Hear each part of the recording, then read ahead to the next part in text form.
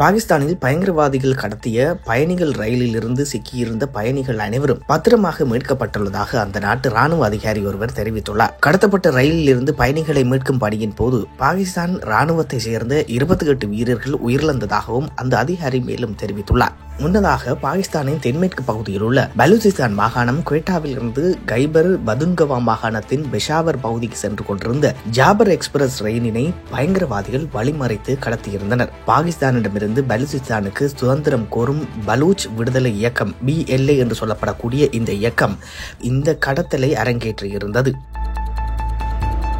குறித்த ரயில் பெருகுன்றி மலைப்பகுதியின் அருகில் உள்ள சுரங்கப்பாதையில் சென்று கொண்டிருந்த போது ஆயுதம் ஏந்திய நபர்கள் ரயிலினை வழிமறைத்து கடத்தியிருந்தார்கள். இதனை அடுத்து ரயிலில் இருந்த பயணிகளை மீட்கும் பணியில் பாதுகாப்பு படையினர் மற்றும் அந்த நாட்டு ராணுவத்தினர் ஈடுபட்டிருந்தனர். அதன்படி ரயிலில் சிக்கி பயண கைதிகளாக வைக்கப்பட்ட பயணிகள் அனைவரும் பாதுகாப்பாக மீட்கப்பட்டுள்ளதாக தெரிவிக்கப்படுகிறது.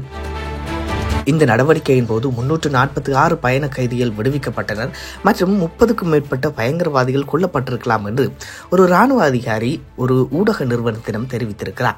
இந்த சம்பவத்திற்கு பலூச் விடுதலை படை BLA என்று சொல்லப்படக்கூடிய குறித்த அந்த விடுதலை படை உரிமை கோரியிருக்கிறது.